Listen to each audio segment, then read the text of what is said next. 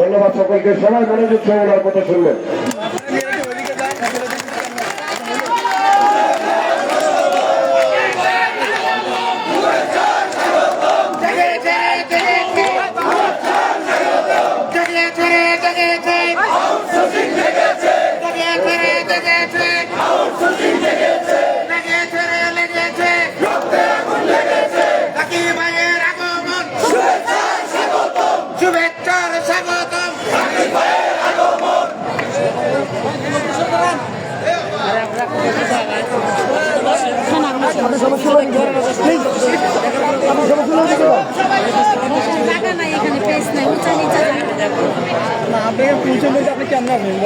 আরে ভাই আগেই তো আসছি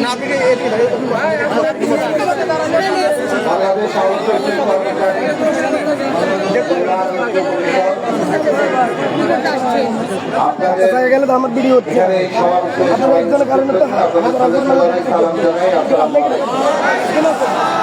আপনারা সবাই তো চান যে আপনাদের দাবি দেওয়া আদায় হোক, তাই তো?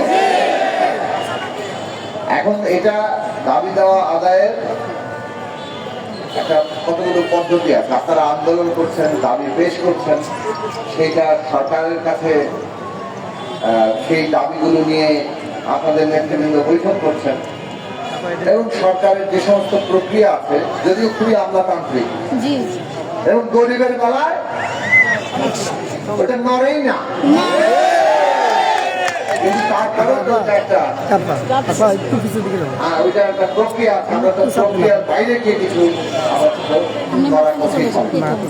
কাজেই এই যে প্রক্রিয়ার মধ্য দিয়ে যাচ্ছে তাতে শ্রম মন্ত্রণালয়, শ্রম উপদেষ্টা, সংসদ এবং অন্যান্য কর্মকর্তাদের সাথে আপনাদের নেতৃবৃন্দ বৈঠক করেছে। তারা একটা কমিটি গঠন করেছে।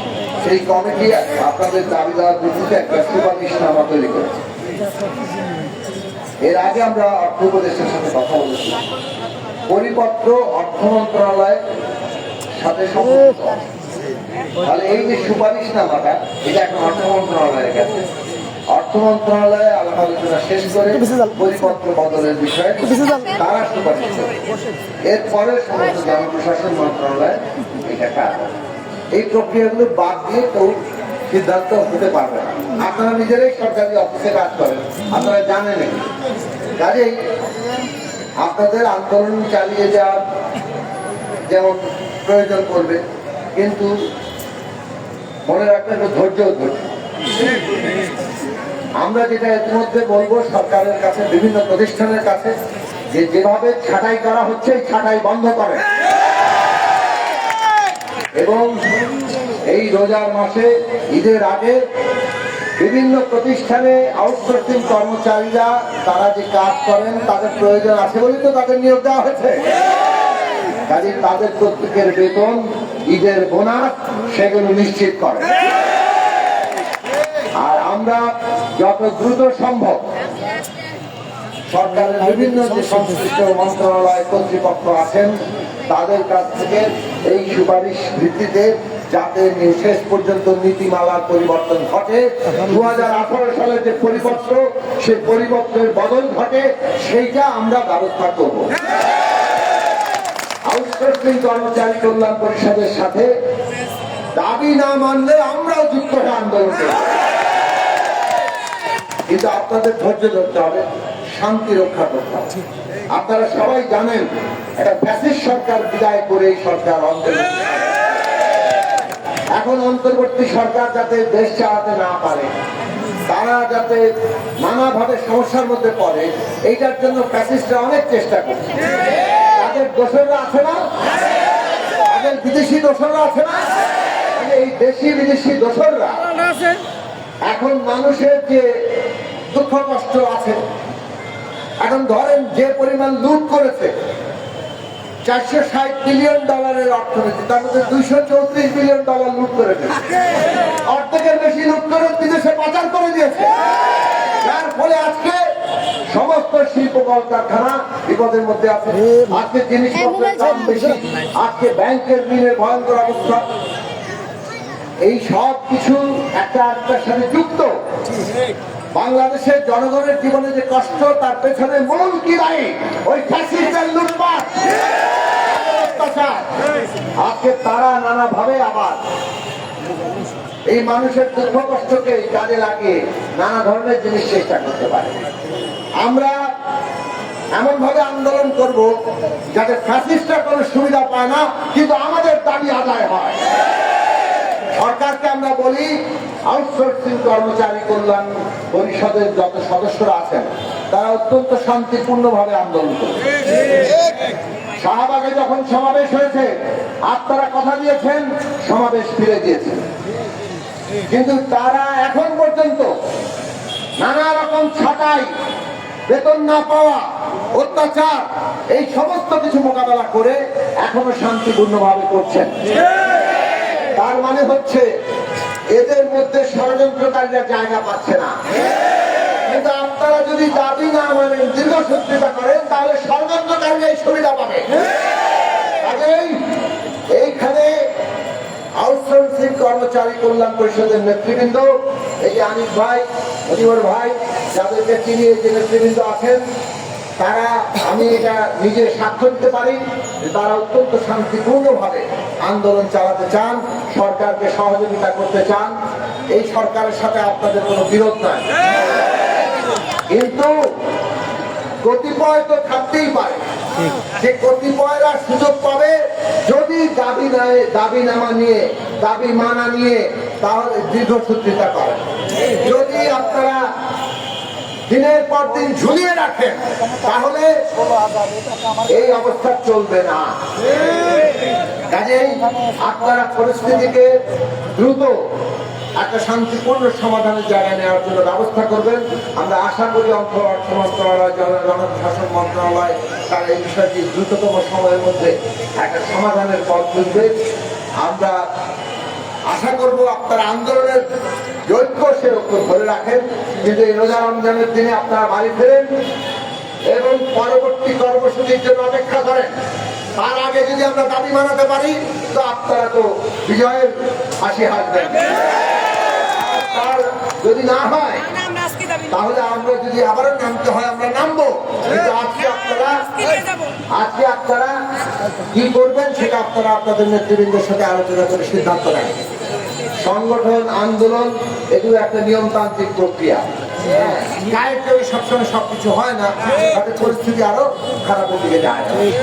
কাজে আমি আপনাদের একজন শুভানুদ্দা হিসেবে বলবো যে এইটা শ্রম মন্ত্রণালয়ের সুপারিশ এসছে এবং সেইটাকে এখন অর্থ মন্ত্রণালয় আগামী সপ্তাহে, আজকে তো বৃহস্পতিবার, সুতরাং আগামী রবিবারের আগে বাস্তবতা এই অর্থ মন্ত্রণালয়ে বৈঠক করাও মুশকিল হবে এবং সেই বৈঠকের পরে আমরা এখান থেকে সেই পরিপত্র বদলের বিষয়ে পরবর্তী করণীয় নিয়ে আলোচনা করব এবং সেই আলোচনার ভিত্তিতে আমরা জনপ্রশাসনে তারা কি সিদ্ধান্ত নেয় সেটা আমরা দেখব।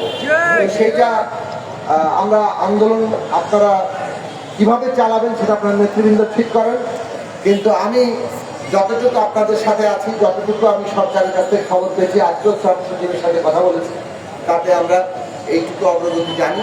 তো এই অগ্রগতিকে আরো পূর্ণ করার জন্য আমরা আগামী সপ্তাহে প্রথম দিন থেকেই চেষ্টা করব সেই অনুযায়ী আপনারা আন্দোলনের কি অগ্রগতি সেই বিষয়ে খবরাখবর পাবেন। আপনারা সবাই ভালো থাকবেন, শান্তিপূর্ণভাবে আপনারা এই দাবি আদায়ে সফল হবেন, এই ভরসা রেখে আমি আমার কথা শেষ করছি। সবাইকে ভালো।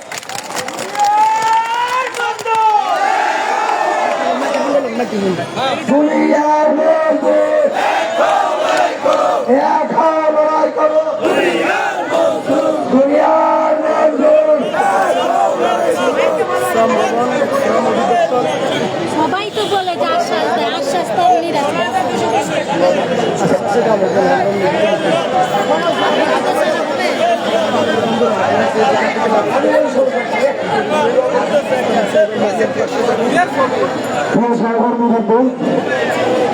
আমার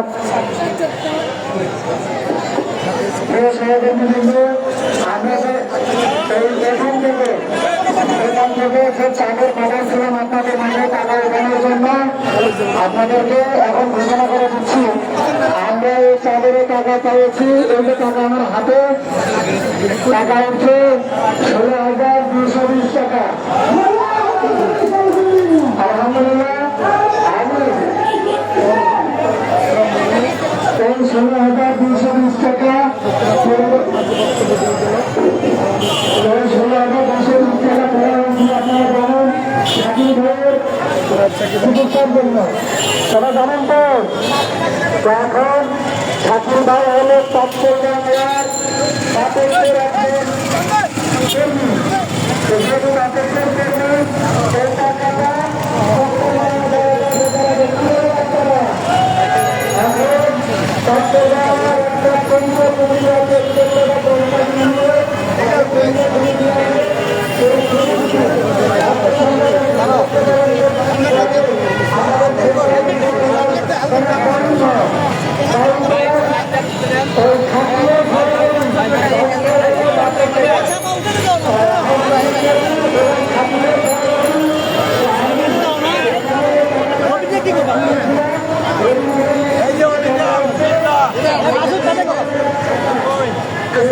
ভাই একটু সামনে তো সাইড দিন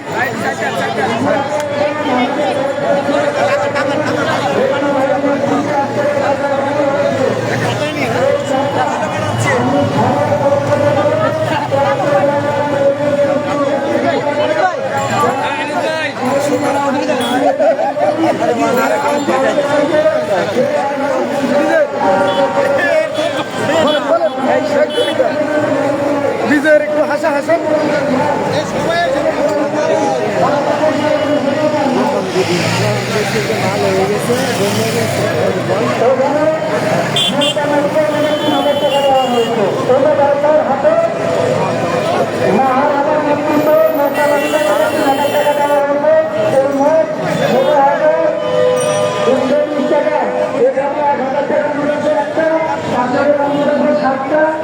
টাকা